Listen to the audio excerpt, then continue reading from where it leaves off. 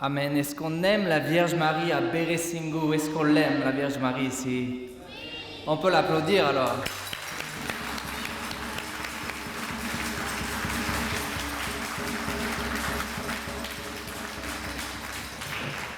Donc, frères et sœurs, je vais commencer en vous rappelant une petite chose. À la fin de cette soirée, il y a la distribution de la médaille miraculeuse. Je vais en parler juste après. Donc, ne partez pas. Il y a une consécration qu'on va faire pour la paroisse, pour vous, vos familles, et surtout la distribution de la médaille, qui est un message que ce soir je vous apporte.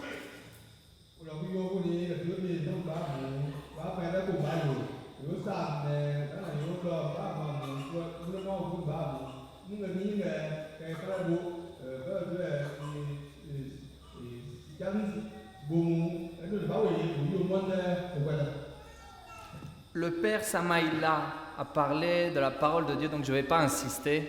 Il a été inspiré par l'Esprit Saint. Remercions le Seigneur pour ce prêtre, frères et sœurs, pour sa mission et sa vocation. Je dirai seulement une chose, parce que je vois beaucoup de mamans ce soir, je vois beaucoup d'enfants. Et vraiment, la Vierge Marie, elle a donné naissance à Jésus. Mais toi aussi qui es maman, toi aussi qui es une femme, la Vierge Marie t'appelle à donner naissance à Jésus. Et le moyen de donner naissance à Jésus, c'est l'Évangile. L'Évangile, c'est plus tranchant, dit Saint Paul en lettre aux Hébreux, qu'une épée à double tranchant. Ça pénètre jusqu'aux jointures de l'esprit et de l'âme, pour pénétrer dans le cœur. C'est ainsi que quand tu parles à ton enfant avec la parole de Dieu, Jésus vient habiter et grandir en lui.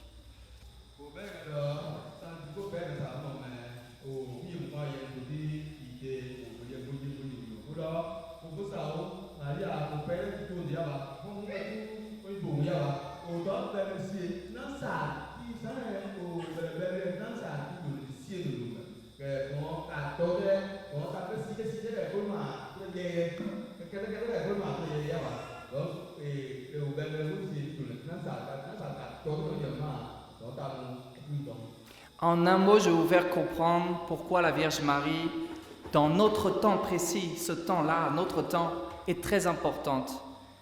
Il y a une chose qui accumule tous les êtres humains sur la terre. On a des religions différentes, on peut être protestant, il y a les musulmans, mais une chose est sûre, frères et sœurs, chacun de nous est passé par le ventre de la maman. Ça, c'est ce que la Vierge Marie veut nous transmettre ce soir. La Vierge Marie, nous n'allons pas la prier, et elle est dans le ciel et nous sommes sur la terre. La Vierge Marie, quand elle apparaît, elle se soucie des problèmes des enfants dans les apparitions. Elle se soucie de nos problèmes dans nos familles. La Vierge Marie ce soir vient à ta rencontre dans cette paroisse de Notre-Dame du Perpétuel Secours et se soucie de toi. Elle se soucie que tu donnes à manger à tes enfants. Elle se soucie que ton mari va travailler. Elle se soucie que tu peux avoir des problèmes d'argent. La Vierge Marie est comme ça, elle est proche de toi.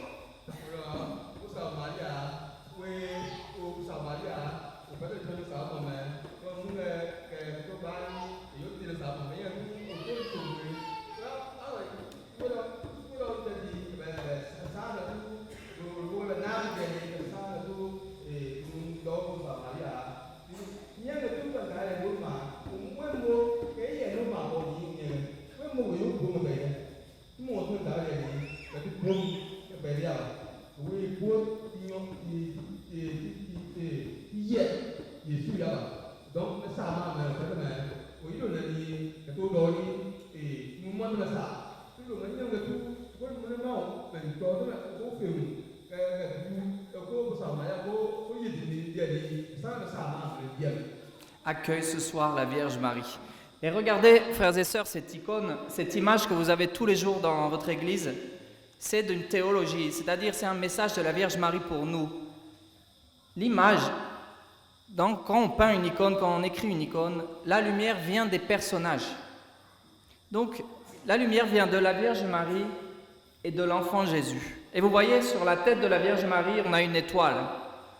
Donc les premières icônes qui ont été écrites, parce qu'on dit qu'il faut écrire l'icône, il y avait 3 étoiles pour dire que Marie est vierge avant, pendant et après la naissance de Jésus.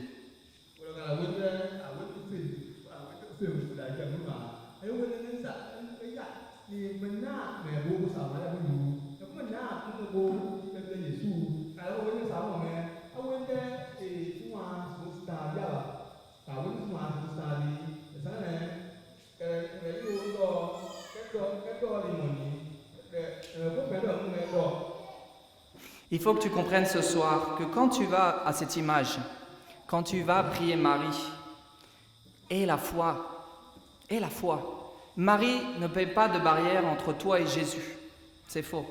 Marie, par son humilité, comme l'a dit le frère Jean-Marie, par son humilité, regardez ce qu'il y a dans les bras de Marie, il y a qui? Il y a Jésus. Et Marie regarde à son enfant. Elle ne regarde pas à qui la regarde. Elle regarde à son enfant. Elle baisse la tête vers son fils. Tu dois comprendre que la Vierge Marie fera toujours comme ça. Quand tu la pries, quand tu dis « Réjouis-toi Marie » dans le « Je vous salue Marie »,« Sois joyeuse Marie », c'est biblique, c'est-à-dire que le Seigneur veut que tu te réjouisses avec elle, qu'elle apporte le sauveur de l'humanité. Elle apporte celui qui va mourir pour nos péchés, qui va donner son sang pour nous. La Vierge Marie nous apporte Jésus et nous donne Jésus. Même ce soir, elle veut te porter à Jésus au pied de la croix.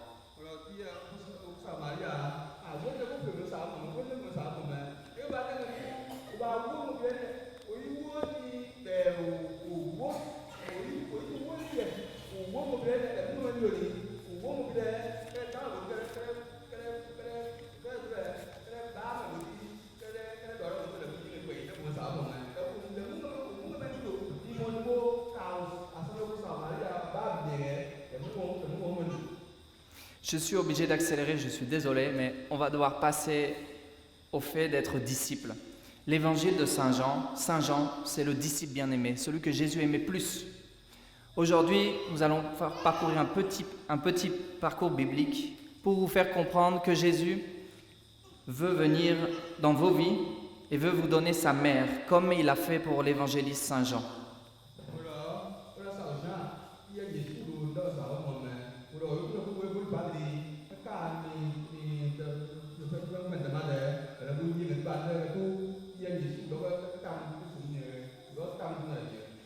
Sois attentif aux paroles que je vais dire qui sont de l'Évangile. Dans le premier chapitre de Saint Jean, le Verbe se fait chair, Jésus s'incarne, il vient sur la terre. Qu'est-ce qui se passe? Comme il apportait la lumière, il était trop brillant, les hommes l'ont refusé, parce qu'ils vivent dans les ténèbres, ils vivent dans le vice, ils sont malins les hommes. Mais alors qu'est-ce qui se passe? Saint Jean nous dit au verset 12, « Mais à ceux qui l'ont reçu », et vous connaissez la suite, à ceux qui l'ont reçu, il a donné de devenir enfants de Dieu. Donc à ceux qui l'ont reçu, écoutez bien ce verbe « recevoir », à ceux qui l'ont reçu. Il faut traduire.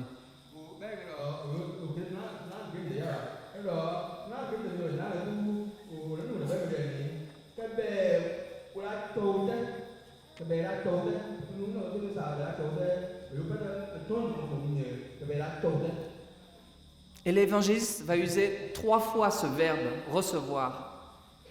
Et il nous le dit pour comprendre comment on devient enfant de Dieu. Si vous êtes chrétien, là, il faut comprendre c'est quoi le programme de Saint Jean pour que nous, on devienne enfants de Dieu.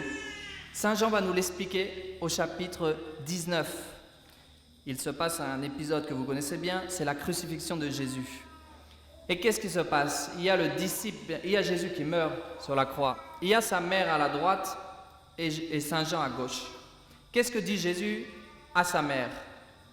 Femme, voici ton fils. Et aux disciples, voici ta mère. Et dit l'évangéliste, à partir de ce jour-là, il l'a reçu. C'est le verbe recevoir encore en son intimité, en lui, dans sa maison, mais dans son intimité. Ce soir, mon frère, ma sœur, tu dois recevoir la Vierge Marie dans ton intimité.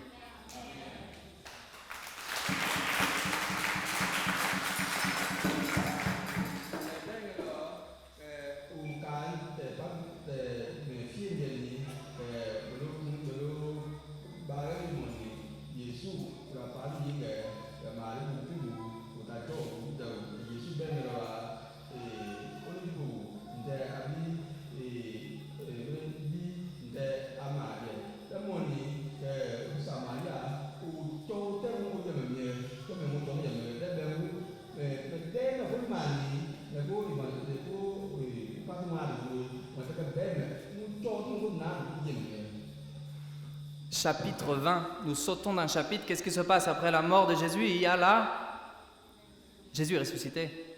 C'est vrai? Vous y croyez? Amen. Donc, En lisant un peu, en allant rapidement, en voyant le Seigneur, les disciples furent tout à la joie. Ils furent contents, c'est normal. Ils avaient un peu peur. Alors à nouveau, Jésus leur dit, la paix soit avec vous. Recevez la paix.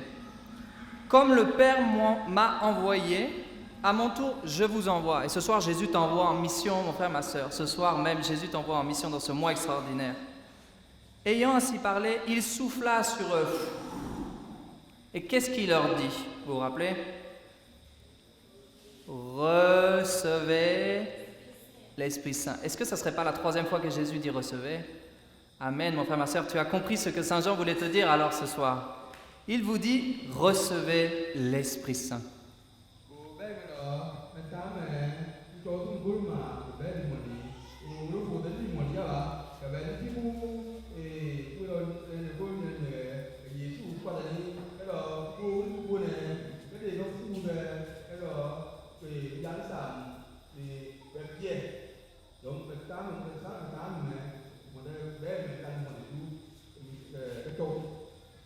Et Saint Jean, regardez comme c'est subtil, hein. Je finis là-dessus, ne vous endormez pas. 2 secondes d'attention, excusez-moi. Et d'abord, Saint Jean reçoit Marie. Voici ta mère, donc il l'a reçue. Mais regardez bien, avant de recevoir l'Esprit Saint, qui est la chose la plus importante que Jésus est venu donner sur la terre, Jésus est venu donner son Esprit Saint pour vivre, pour être guéri, pour être libéré, pour exercer les charismes, comme Saint Paul l'a dit. Ça, c'est la vie du chrétien. Il faut vivre de l'Esprit Saint, il faut l'invoquer tous les jours et lire la Bible. C'est ainsi que nous rencontrons l'Esprit Saint. Mais maintenant, Saint Jean nous dit, pour recevoir l'Esprit Saint bien comme il faut, là, il faut qu'il y ait Marie. Il faut recevoir Marie. Marie est le passage pour recevoir l'Esprit Saint. Quand le frère protestant vient et il te dit, non, la Vierge Marie, c'est pas important, tu peux lui dire Saint Jean, là. Il faut lui citer Saint Jean.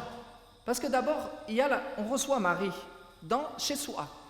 C'est des paroles bibliques, c'est des paroles prophétiques, c'est des paroles qui ce soir s'appliquent à toi et à toute ta famille, mon frère, ma soeur. Amen.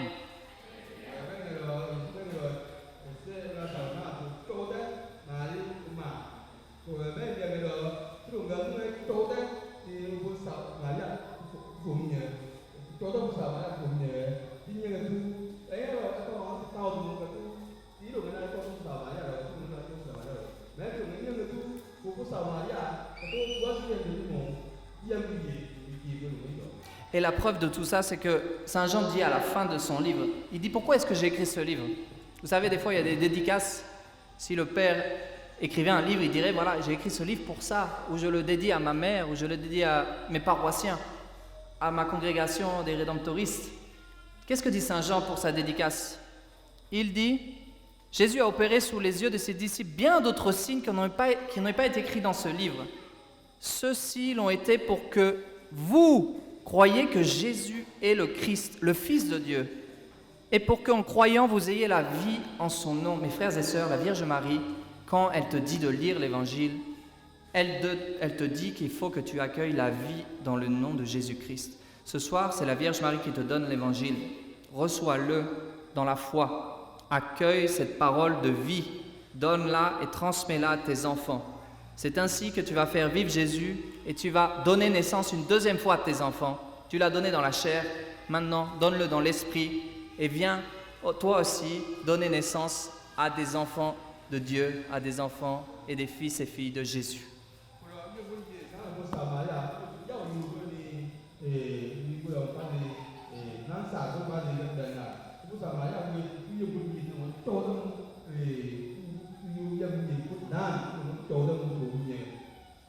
Je finis en vous racontant une petite histoire pour vous montrer l'importance de cette apparition qui a eu lieu à Paris. En 1830, il y avait une révolution. La Vierge est apparue, un ange est apparu à une enfant. Et cet enfant qui avait 17 ans, l'ange lui dit « Viens dans la chapelle, la Vierge Marie t'attend ». Cet enfant va à la chapelle, voit la Vierge Marie, elle met sa tête sur les genoux de Marie. Elle a touché Marie. Marie a caressé ses cheveux. On a encore la chaise. Cette apparition, la Vierge Marie a voulu nous montrer l'importance de porter cette médaille.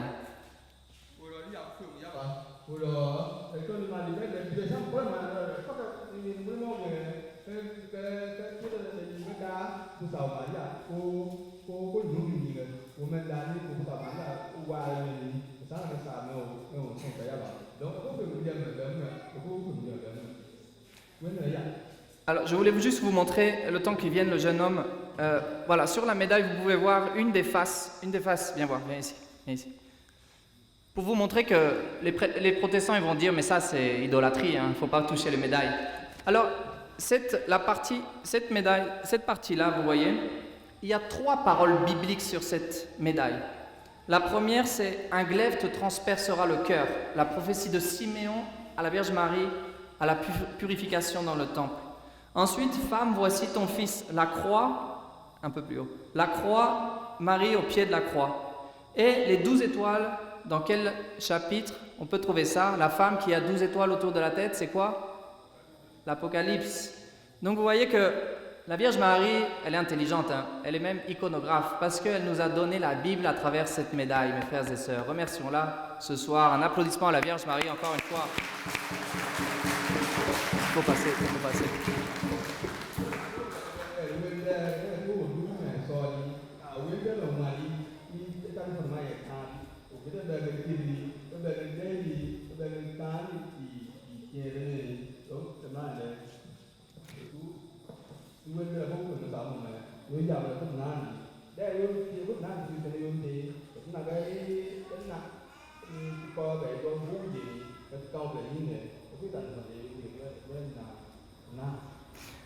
La Vierge Marie a dit qu'il apportera avec foi et dévotion, recevra de grandes grâces. Ce soir, mon frère, ma sœur, tu vas recevoir de grandes grâces, n'aie pas peur.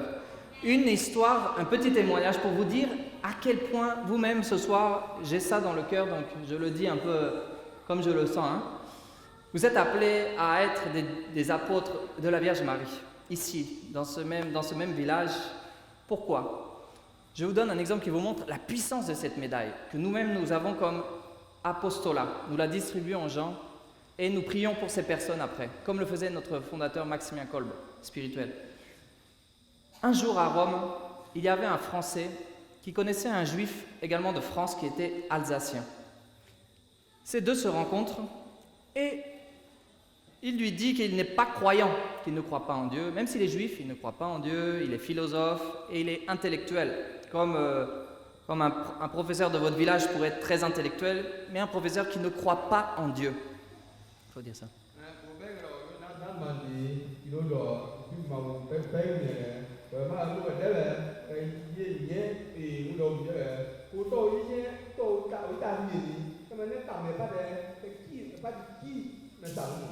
Ce monsieur s'appelait Alphonse Ratisbonne.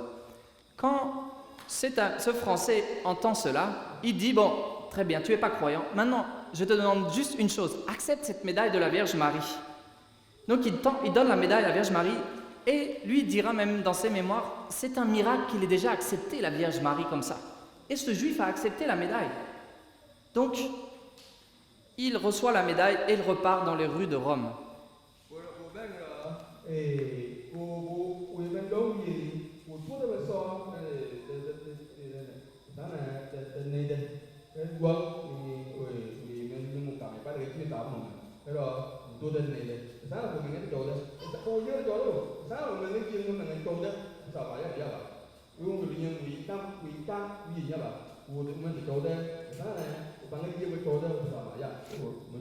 En passant dans la rue qui est près de Place d'Espagne, il entend une voix intérieure qui lui dit « Viens dans l'église ». Lui qui n'était jamais rentré dans une église, il rentre dans l'église.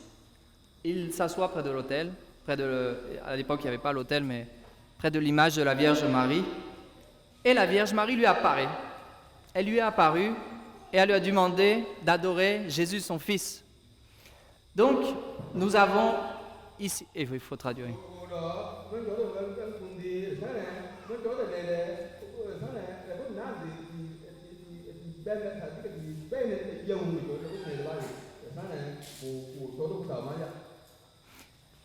L'Église a constaté, elle le dit, une conversion parfaite et complète du juif Alphonse Ratisbonne. Parfaite et complète. Frères et sœurs, pour une médaille, vous pouvez changer le monde. En une médaille, vous pouvez changer la vie d'un musulman. Parce que les juifs, ils sont plus durs que les musulmans. Hein. Vous pouvez changer la vie d'un protestant, vous pouvez changer la vie d'un païen, d'un sorcier. Vous avez la Vierge Marie et elle vous fera un bouclier pour vous-même porter Jésus à toutes les âmes, à toute la terre, dans tous les temps et pour l'éternité. Amen, je vous remercie.